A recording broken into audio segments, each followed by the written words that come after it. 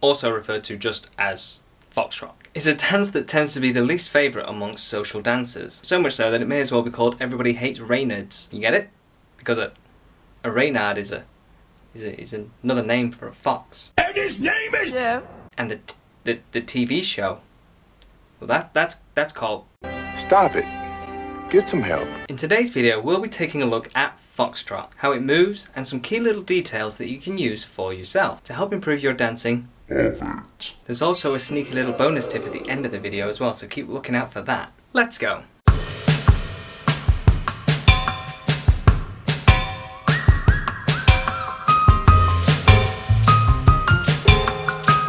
Hello and welcome to the Dancer's Hideout, the place where you'll find all the tips and tricks to help you and your dancing. My name's Ian, I'm a professional teacher and former competitor with over 30 years of dancing experience and teaching. Foxtrot is seen as that and silky dance, much like those Cadbury's caramel adverts that you see on TV. So smooth, so silky, so caramelly.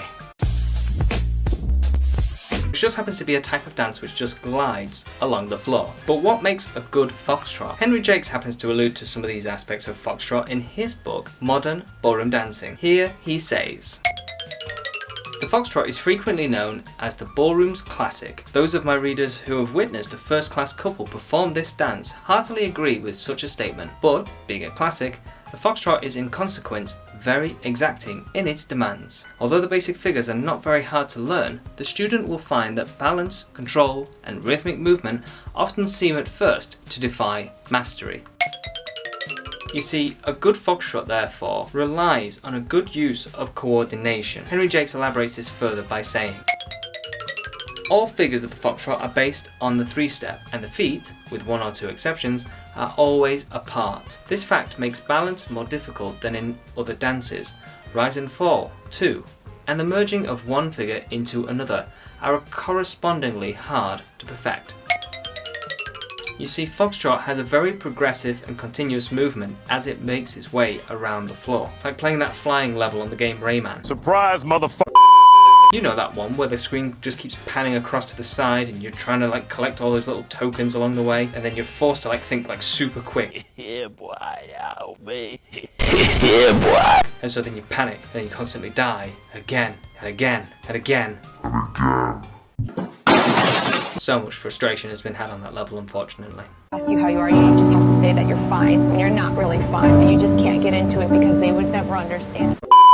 This characteristic of Foxtrot helps differentiate it from a waltz, which has a bit more of a stopping quality to it as the feet are brought together, and the slower rhythm of the Foxtrot helps differentiate it away from the quick step, because obviously the quick step has got a lot more of a faster movement involved in it as it dances its chassé and lockstep figures. Feel free to check out this video here where I outline the specifics involved with the quick step.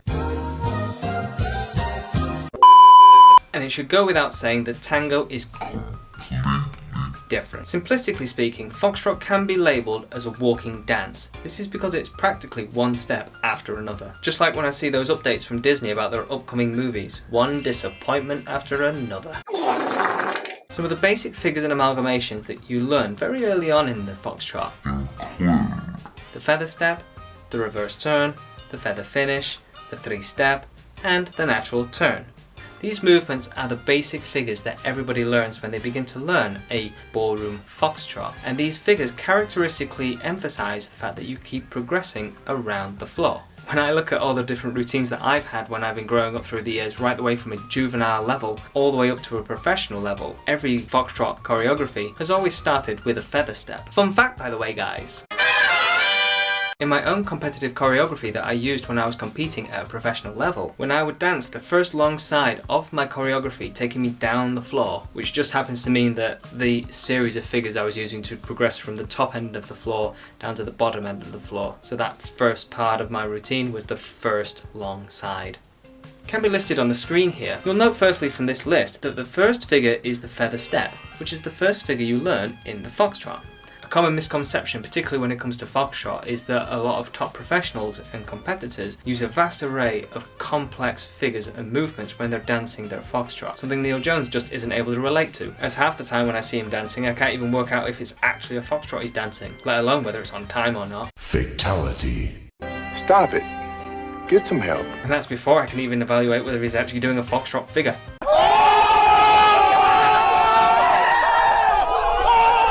Poor Neil. But as you can see from the list here, out of the first 9 figures that I would use to commence my own choreography down the first side of the floor, only 3 figures are what we could class as advanced forms of movement. That means as a professional, I would use 6 basic figures at the beginning part of my routine, meaning don't always need to use flashy choreography to produce good quality dancing. And that, guys, is a fun fact. A good foxtrot uses in its technique a foot roll principle. And this attribute not only serves to help control the movement that we're making as a whole, but also to help create a better quality of dancing in general. In Mabel Elsworth Todd's book, The Thinking Body, she outlines the mechanics in the foot and knee, which we utilise actually when we're dancing a slow foxtrot. The foot is arched both longitudinally and transversely so as to give it elasticity and thus break the sudden shock when the weight of the body is thrown upon it. The ankle joint is a loose hinge and the great muscles of the calf can straighten the foot out so far that practiced dancers walk on the tops of their toes. The knee is another hinge joint which allows the leg to bend freely and not be carried beyond the straight line in the other direction. So the point here to understand is that the legs should feel somewhat relaxed as we're applying the use of a foot roll principle. But what is a foot roll principle? What is Joe Rogan's next podcast subject going to be about? I'm not being funny, like... Finally! Well, at least you realize it's a problem. Every time I open up my YouTube, there seems to be like 6 videos covering 6 completely different topics, all with different subjects. One might be about a lion in the savannah, the other one might be like doing mushrooms.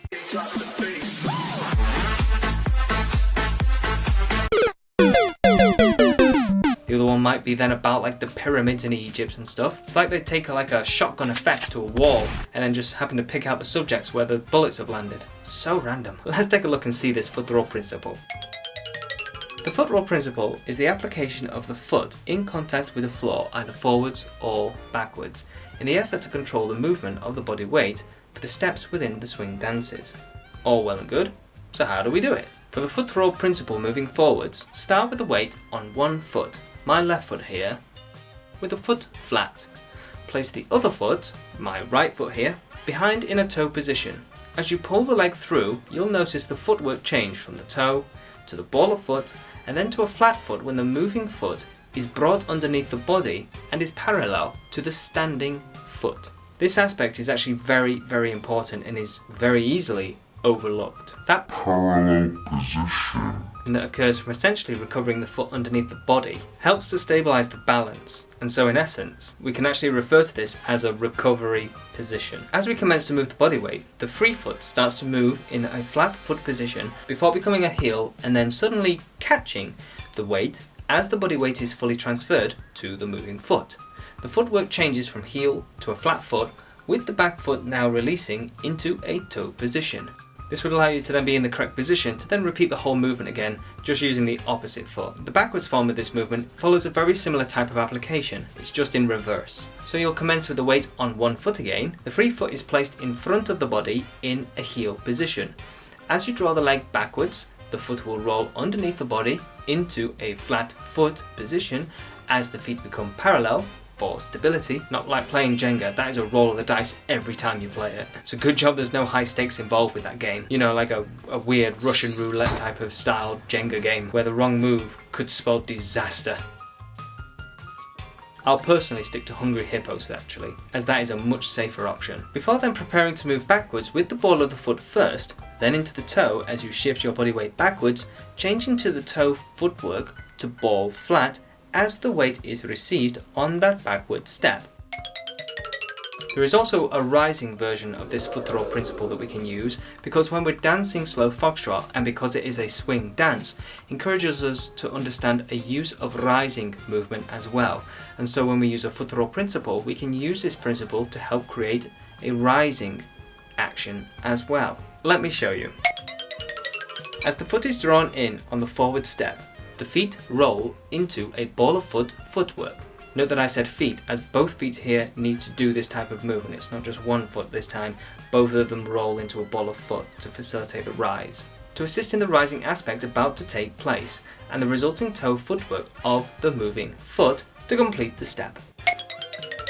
Feel free to pause the video here and have a go at those types of movements for yourself. Don't worry, I'll wait. A few moments later. To learn more about the footwork elements, you can check out this Bite-Sized Sunday episode for a brief explanation and exercise. We also have some featured content here where we dive a little bit more in depth about footwork and where we explain a little bit more about the details involved in applying footwork. Okay, here's that bonus tip that I did promise you guys. When you dance the feather step or the 3-step in slow foxtrot, the easiest idea to have in mind is that the feather step is more of a natural based figure because of the CBM and shaping that is produced to the right, and a 3-step is more of a reverse type movement because of its CBM and shaping that occurs to the left. The video outlining CBM and CBMP here can be seen on the screen here. Okay. As I said, both of these figures utilize a use of CBM and shaping aspect. One happens to be going to the right and one happens to be going to the left, but both figures progress forwards. And so because of that, both figures use a form of cosmetic sway to assist in the shaping quality. The feather step shaping and CBM will be to the right, as you can see being shown here as both the leader and as the lady, and the 3-step shaping and CBM is used to the left, as shown here again, both as a leader and as a lady. You'll find also that when you're dancing the shaping and the rotational quality for the 3-step, that you won't be able to do as much as what you do on the feather step. And this is because the reverse figures don't allow for a big amount of shape to be produced because of the position.